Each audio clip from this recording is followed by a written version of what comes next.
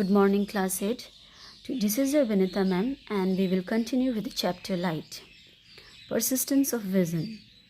The image of an object seen by our eyes persists or remains on the retina for about 1/16th of a second, even after the object has disappeared from our view. Now, the ability of an eye to continue to see the image of an object for a very short duration, even after the object has disappeared from view, is called persistence of vision. Now, the movies that we see are actually a number of still pictures in the form of a long film which are taken in proper sequence with a movie camera. These still pictures are projected on the screen of a cinema hall at a rate of 24 pictures per second with the help of a film projector. So we use this principle in cinematography. Our next topic of discussion is power of accommodation.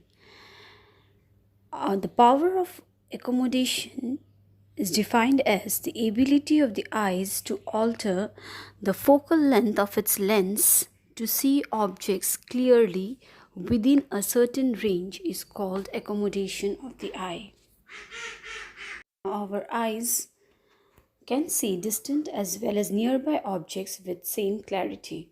Now, when the object is at infinity, ciliary muscles are relaxed. The focal length is about 2.5 cm and the object is in sharp focus on retina. When the object is brought closer to the eye, the focal length of the eye lens becomes shorter. The eye does this because the lens image distance of the eye has to remain constant, and this property is called power of accommodation. Next is near point and far point of vision. Near point or least distance of vision. It is the minimum distance at which objects can be seen more distinctly without strain is called near point, and it is about 25 cm for normal eye. Far point. The farthest point up to which the eye can see clearly is called far point. It is infinity for normal eye. Range of vision. The distance between the near point and far point is called range of vision. It is from 25 cm to infinity. Next topic of discussion is defects of vision.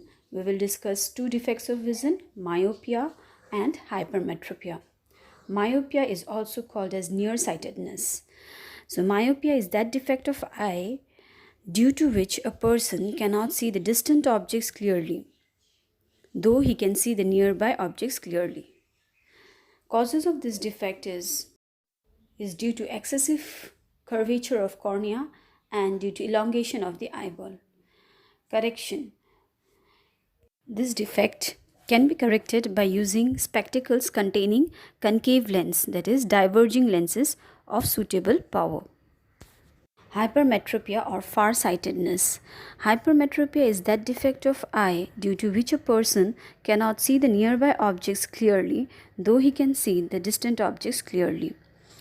The causes of this defect is the focal length of the eye lens becomes too large and the eyeball gets shortened. This defect can be corrected by using spectacles containing convex lens, that is converging lenses of suitable power. Next is your parts of human eye and their functions.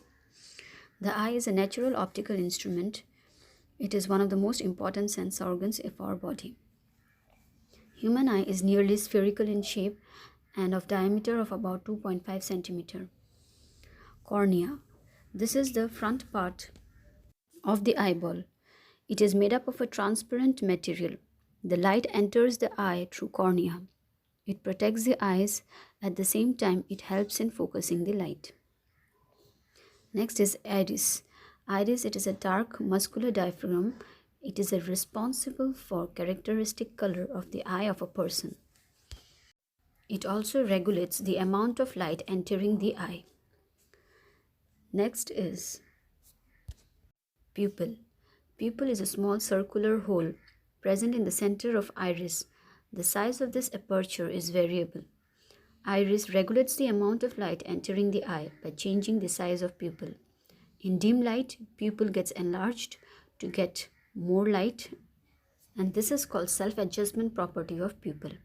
The pupil appears black as no light is reflected from it. Next part of human eye is eye lens. Eye lens is a convex lens made up of transparent crystalline layer. It forms a real inverted and diminished image of the object on the retina. Ciliary muscles. These muscles hold the eye lens in its position. Thus, muscles change focal length and the curvature of eye lens. Next is your retina.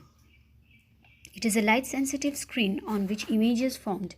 It has large number of light-sensitive cells, that is your rod-shaped shells and cone-shaped shells.